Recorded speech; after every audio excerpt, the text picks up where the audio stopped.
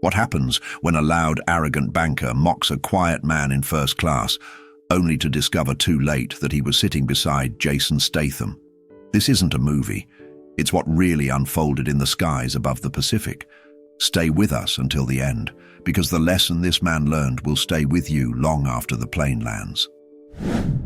There was a silence that followed him wherever he went, not the kind that demanded attention, but the kind that shifted the air. When Jason stepped into the first-class cabin, he didn't need eyes on him to make his presence felt. He didn't carry a designer briefcase or wear a watch worth more than a used car. No entourage, no small talk, just a worn leather jacket, a cap pulled low, and a kind of stillness that made noise uncomfortable around him. The cabin was pristine, all white linen and polished surfaces. The passengers already seated spoke in hushed, filtered tones, voices dripping with status. In seat 1A, a man leaned back with the kind of posture only inherited wealth could afford. His suit was loud without speaking, his cologne even louder.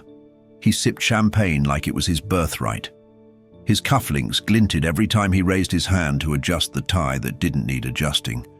The kind of man who didn't walk into rooms. He arrived. Jason stepped past him without a word, found his assigned seat beside the window, and settled in with the grace of someone trained to be unnoticeable. The man beside him turned slowly, letting his eyes rake over Jason from head to toe. There was a pause, a sneer hidden behind a smirk, and a dismissive shift in his seat, as if the very presence of this quiet stranger was an inconvenience. Without lifting his voice, the man made sure his disdain filled the air. It was subtle at first, the way he stretched his legs aggressively, taking up shared space. The way he gestured for more champagne, as if the attendants were his staff. The way his voice rose a little higher when discussing the price of his portfolio, or how much he'd earned in his last acquisition. A performance, really, one meant for anyone listening. Jason didn't respond, not to the exaggerated yawns in his direction, not to the muttered observations about security guards getting lucky seat upgrades, not even to the laugh that followed the waiter's name being forgotten twice in a row. Instead, Jason stared ahead, his fingers lightly drumming the armrest in perfect rhythm with his pulse. Calm, still, waiting for the flight to begin. When the cabin door closed and the plane began taxiing, the man shifted again, louder this time. His champagne glass tilted, splashing onto the tray table, and he muttered a sharp complaint. Another performance. As if turbulence was beneath him, as if inconvenience were offensive. And then, when the flight attendant passed by to offer another drink, the man leaned in and made a comment.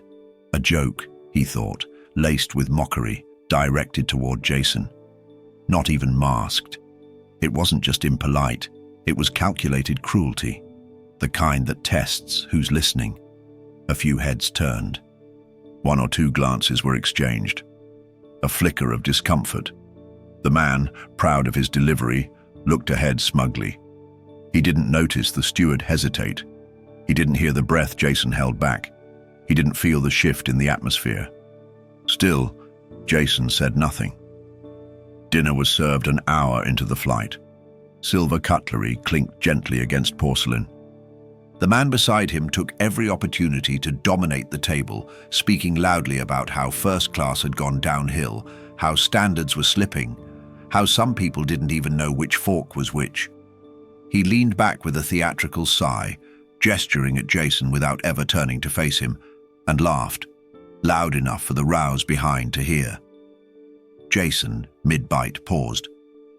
Not because of offense, not because he was rattled, but because the moment required stillness.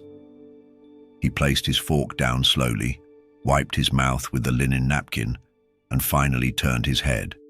Not fast, not forcefully, but with the deliberate motion of someone who measured his actions more carefully than most men measured their words. He didn't speak. He didn't need to. His eyes did something words couldn't. They held the man in place. It wasn't anger, it wasn't a challenge. It was something quieter, more dangerous.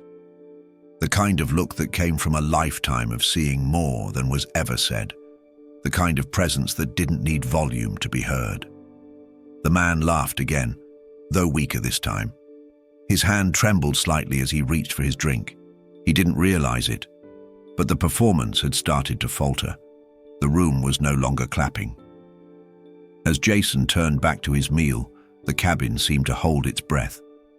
A silence fell, thick and unspoken, broken only by the occasional clink of glass or shift of metal cutlery.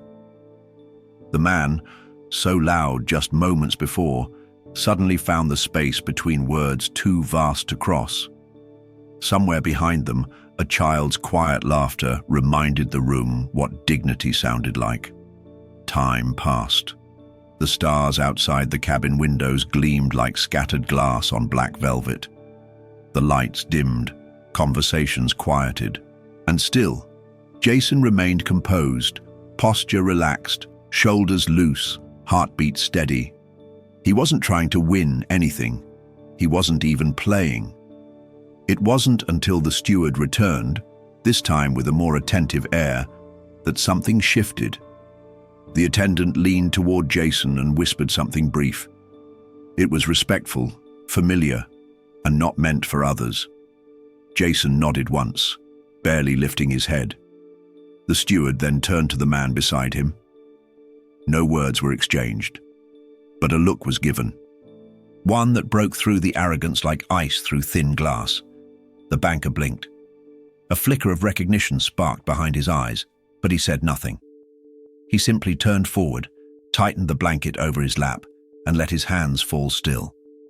The champagne on his tray remained untouched. His voice, once constant, fell completely silent. Jason leaned his head back, closed his eyes, and let the silence settle over the cabin once more. Not a silence of weakness, a silence that filled the space left by ego collapsing. And though no one said a word, everyone felt it.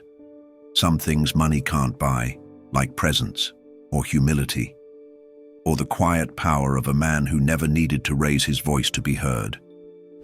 The cabin moved with a gentle hum, the kind that lulled passengers into silence. But silence had already claimed the space long before the engines did. Not because everyone was asleep, not because the flight was peaceful, but because something had shifted. Something unspoken. The man in seat 1A, who once filled the air with sound, now sat still, eyes forward, hands too calm to be comfortable. The champagne glass remained untouched, the ice melting into a diluted pool of ego. Across from him, Jason rested with his head leaned slightly back, his breathing steady, his eyes half closed. He hadn't moved in a while, but somehow he remained more present than anyone else in the room. Then came the turbulence. It wasn't dramatic, just enough to rattle cutlery and make seatbelts tighten around uneasy passengers. A slight drop in altitude, a mild tremor through the fuselage. But the tension it triggered was instant. A woman gasped 2 rows behind. Another passenger clutched the armrest a little too tightly. The man in 1A cursed under his breath, low but sharp, frustration laced with fear. And yet, Jason didn't flinch. The overhead lights flickered briefly. A flight attendant braced herself beside the galley. That's when a small voice rose from the aisle. A woman's voice, gentle but strained. A whisper of panic. Her mother, she said, needed medication. She forgot it in the overhead bin. Her tone cracked under the weight of fear. Before anyone could react, Jason was already moving. Not with urgency, not with panic, just calm precision. He unbuckled, stood, stepped around the man in 1A like he wasn't there, and reached for the bin above. His movement didn't jolt, it didn't stumble. He retrieved the bag, located the medication inside without being asked, and handed it to the woman with the kind of grace rarely seen in moments of stress. She stared at him, stunned. There was no need for thanks. He'd already turned back to his seat before she could speak. The moment passed like a whisper, but the impact lingered like thunder. Jason sat again quietly, adjusted the belt, closed his eyes, as if nothing happened. But the man beside him, he noticed. He glanced sideways, catching the tail end of the gesture. Something shifted behind his eyes. Not recognition. Not yet. But discomfort. A fracture forming in the mirror he'd been looking into all his life. One where success meant dominance. Where volume meant control. The plane steadied. The turbulence faded. But the weight in the cabin remained. Across the aisle, a grey-haired man who hadn't said a word all flight turned slightly, watching Jason with something deeper than curiosity. The way soldiers watch other soldiers from a distance, a mutual recognition that didn't require language. The quiet passenger beside him leaned in and whispered something, then nodded toward Jason. And that was all it took. The ripple began again. Stories moved in silence. One by one, passengers began to glance toward him, not with wide eyes or starstruck stares, but with the kind of reverence reserved for those who carried more than their own weight. The banker shifted, crossed one leg, then the other, cleared his throat, sipped the champagne that had long gone flat. But it didn't help. The taste didn't land the same anymore. Moments later, a steward passed by and handed the man in 1A something. Not a device, not a note, but a thin old magazine.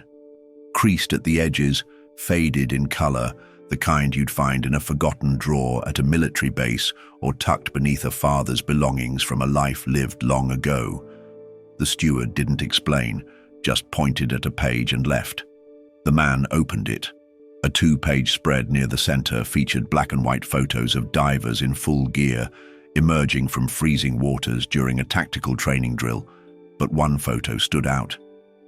A younger man, lean, razor-focused, soaked in silence, lifting another soldier onto a rescue boat mid-storm. Below the image, in small print, Jason Statham, Royal Navy diver, commended for valor, 1991. The man in 1A froze. His eyes scanned the image, then shifted sideways to the man beside him. Same posture, same jawline, same stillness. Except now, the silence roared louder than ever before. He placed the magazine face down on his tray, unable to meet his own reflection in the window. His fingers curled into themselves. The layers began to peel back. Every insult, every smug remark, every assumption. It echoed now, louder than all his speeches combined. And Jason, still unmoved, still staring forward. But those around him saw it now. Not the actor, not the celebrity, not the face from films and fight scenes. They saw Da, the man who didn't need any of that. The man who, when it counted, reached for others instead of raising his voice. The man who knew the weight of silence and carried it with discipline. The banker folded the magazine slowly, carefully, like he feared ripping it. Then he placed it beside his untouched drink and folded his hands. The woman across the aisle, the one whose mother received the medication, offered Jason a nod. One of those gestures that carried weight without needing words. Gratitude, respect, maybe even apology, for judging someone before they ever spoke. Jason acknowledged her with a single blink. Nothing more. And in that moment, the cabin, once ruled by volume and status, had re-centered itself, not around the loudest, but around the one who never asked to be noticed. Some reputations are built on noise, others are carved in silence. By the time the third hour of flight passed, the air in the first-class cabin had changed entirely. There was no announcement, no public acknowledgement, just a quiet, collective shift in posture. Shoulders lowered, voices softened, gazes redirected. The man in 1A, who once used his voice like a weapon, now couldn't find it. He sat rigid, hands intertwined in his lap, staring at nothing in particular. Occasionally, he would glance toward the folded magazine by his drink, but he never dared to open it again. That single page had become heavier than all his wealth. Jason remained still. He hadn't spoken since takeoff, hadn't reacted to praise or insult. He was as constant as the hum of the engines, always there, grounding everything around him. That presence, once ignored, now carried weight. In the row behind, a middle-aged man leaned forward just slightly, whispering something to his wife. She looked, recognized the posture, the features, the quiet intensity, and gasped, not audibly but enough to show she understood. She turned her gaze back down respectfully. They weren't reacting to the movie star, not anymore. They were reacting to something deeper, something felt, not performed. The banker shifted again. This time, it wasn't impatience. It was discomfort of a different kind, the realization of having misjudged not just a man, but himself. It wasn't just that he'd insulted someone famous. It was that he had measured another man's worth entirely by appearance and mistaken silence for insignificance. And in doing so, he had exposed the very smallness he thought he could hide behind tailored suits and sharp language.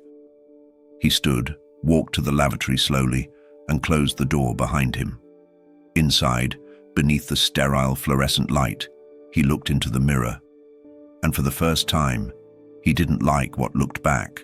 There was no one to impress in that reflection. No captive audience. Just a man who had built his entire identity around the idea that worth could be bought, and then sat beside someone who proved otherwise. He splashed cold water on his face, adjusted his cuffs that no longer looked like armor, and returned to his seat with a quieter presence. Jason hadn't moved. Minutes passed. The man in 1A reached slowly toward the folded magazine once more, but this time didn't open it.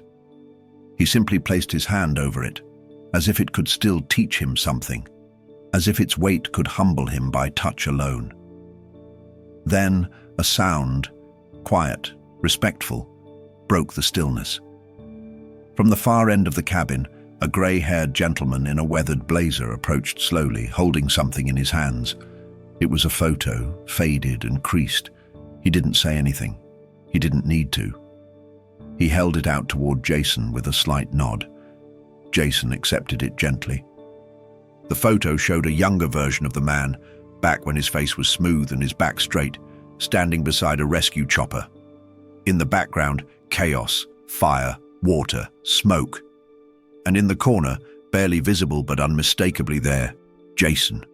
His face half-turned, his arms lifting someone into the aircraft. The older man placed a hand on Jason's shoulder, a gesture that held years inside it. Pain, gratitude, memory. Then he nodded once more and returned to his seat. No words exchanged. No performance required. The man in 1A witnessed it all. And in that moment, the distance between who he was and who he pretended to be never felt greater. Jason stared at the photo a while longer, then folded it carefully and placed it in his coat pocket. A small, private reminder of why silence matters more than status. The banker opened his mouth slightly, as if to speak, but closed it again. There was nothing he could say that wouldn't sound hollow now. The weight of dignity, true dignity, had finally settled on him, and it didn't come with applause. It came with stillness, with presence, with proof that humility doesn't need to declare itself. Jason turned slightly toward him, just a movement, just enough for the man to know he was seen. And for the first time on that flight, eye contact didn't carry judgment. It carried truth. A moment passed, maybe two. Then Jason turned back toward the window, toward the clouds beyond the glass, toward the quiet. The man in 1A remained silent. And for the first time in a very long time, he finally understood what that felt like. Morning broke somewhere above the clouds. As the cabin lights slowly brightened to a soft amber hue, passengers began to stir, not with the usual shuffle and groan of long-haul fatigue, but with the kind of reverence usually reserved for sacred spaces. Something had passed through that room in the hours prior. Something unspoken, yet unforgettable. The man in 1A sat upright, though he hadn't truly slept. His posture was more composed now, less theatrical, more human. The champagne on his tray was long gone, not consumed but removed. In its place sat nothing, no props, no distractions. Jason remained as he'd been, calm, present, composed. He hadn't moved much through the night. He didn't need to. The world around him had shifted on its own. The plane began its descent. The captain's voice filled the cabin with practiced ease, announcing the local time and weather in Tokyo. But most passengers weren't listening. Their focus had turned elsewhere. As the crew prepared for landing, Jason stood once more, not abruptly, not with intent to draw attention, but with the kind of motion that carried weight simply by existing. He reached overhead and brought down the small leather bag he'd boarded with. Nothing fancy, worn, but clean, practical. He turned to the woman seated 2 rows behind, the same woman whose mother he had helped during the turbulence, and offered his hand to help her up. She accepted, and together, slowly, they walked down the aisle toward the front of the cabin, toward the door, still sealed shut. As he passed the man in 1A, Jason paused. No drama, no lecture, just stillness. Then, after a moment, he reached into his bag and pulled out a small envelope. Nothing labeled, nothing ornate. He held it for a second, then set it gently on the tray table in front of the man without a word. Their eyes met, just briefly. Not a stare, not a challenge, a reminder. And then Jason turned away, guiding the elderly woman forward as the plane's wheels met the ground with a gentle, final shudder. The passengers remained seated as instructed, but their eyes followed him as he moved. Not because he was famous, but because greatness had passed through their midst, quietly. When the plane came to a stop and the seatbelt lights clicked off, passengers began to rise. The man in 1A remained seated. His hand hovered above the envelope for a moment. Then, slowly, he picked it up and opened it. Inside was a single handwritten note folded twice, on plain paper. Ink faintly faded from pressure, not time. It read, "The first-class seat means nothing if the man in it lacks class. Real strength isn't loud, real wealth doesn't brag, and humility, that's earned in silence. Improve your seat from within." He read it twice, then again, and for the first time on that long flight, he didn't feel insulted. He felt seen. Exposed, perhaps, but not destroyed, corrected. The kind of correction that doesn't crush, it clears the mirror. Passengers moved around him, luggage wheels rolled, overhead compartments clapped shut, voices returned. But his world had gone quiet. He folded the note carefully and slid it into his pocket, closer to his chest than his wallet had ever been. And as he stepped off the aircraft minutes later, no one paid attention to him. But he noticed something different about the way his own feet touched the ground. Lighter. No longer walking above others, just walking beside them. Some men make noise to feel powerful. Others stay silent, because they don't need to prove a thing. If this story moved you, even just a little, don't leave without subscribing. More stories like this one are coming, and each carries a truth that speaks louder than words. Hit that button, join our journey, and remember, real class is never about the seat. It's about the man sitting in it.